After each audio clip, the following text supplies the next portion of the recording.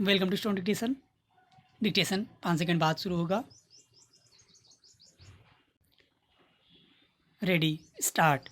खंडपीठ ने यह भी पाया था कि परिस्थितियां जिनमें अभिकथित विनिमय पत्र को मेसर्स एलजी इंटरप्राइज द्वारा लिखा जाना और उसे प्रतिग्रहित किया जाना बताया गया था और प्रत्युत्तरदाता बैंक द्वारा सह प्रतिग्रहित होना अत्यधिक जिज्ञासापूर्ण एवं असामान्य लगता है और उससे प्रत्युत्तरदाता बैंक के इस वाद को विश्वसनीयता प्राप्त हुई थी कि विनिमय पत्र कपटपूर्ण था। खंडपीठ ने यह अभिनिर्धारित किया था कि संदाय के लिए परक्राम्य लिखित अधिनियम की धारा 64 के अधीन प्रस्तुतीकरण की वैधानिक आवश्यकता आज्ञापक है और पदावली होना चाहिए में स्पष्टतया विधायी आशय को अभिव्यक्त किया गया था। प्रस्तुत करने की असफलता के परिणाम से भी यह स्पष्ट था कि असफलता उसके अन्य पक्षकारों में से किसी को भी दायित्व से मुक्त कर देगी।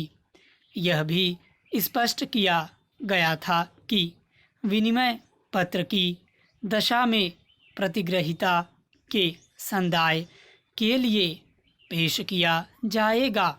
इस वाद में स्वीकृत रूप से बिल मेसर्स एलजी इंटरप्राइज जो उस पत्र में बताया गया प्रतिग्रहिता है द्वारा प्रस्तुत नहीं किया गया था और पारिमाणिक रूप से उसके अन्य पक्षकार अपने दायित्व से पूर्णतः मुक्त कर दिए गए थे।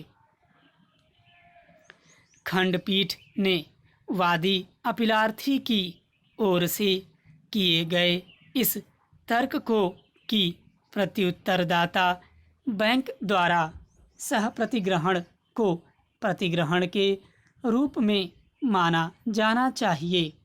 खंडपीठ ने यह बताया था कि वादपत्र में अपीलार्थी वादी का पक्ष कथन यह है कि प्रत्युत्तरदाता बैंक प्रतिग्रहिता है।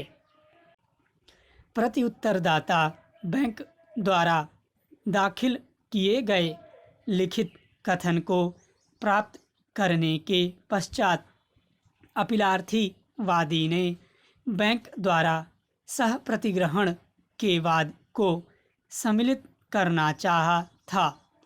वाद पत्र को संशोधित करने का प्रयास इस न्यायालय के स्तर तक फलीभूत नहीं हुआ था, इसलिए अपीलार्थी वादी का वाद असफल होने के लिए दायी था, क्योंकि दस्तावेज को देखने से ही यह प्रकट था कि बैंक विनिमय पत्र का प्रतिग्रहिता नहीं था। उपरोक्त उल्लिखित निष्कर्षों में से प्रत्येक पर उच्च न्यायालय द्वारा वाद के तथ्यों को ध्यान में रखते हुए अत्यधिक सतर्कता के साथ पहुंचा गया है। उन निष्कर्षों में से प्रत्येक अनधिक्षेपणीय है। उसके अपने आधार पर प्रत्येक निष्कर्ष अपीलार्थी वादी के वाद के लिए घातक है। अपीलार्थी वादी के अधिवक्ता श्री श्याम दीवान वरिष्ठ अधिवक्ता और बैंक की ओर से उपसंजात होने वाले विद्वान वरिष्ठ अधिवक्ता श्री ध्रुव मेहता को सुनने पर हम उच्च न्यायालय की खंडपीठ द्वारा अपनाए गए मत से स्वयं को पूर्णतः सहमत पाते हैं। स्टॉप।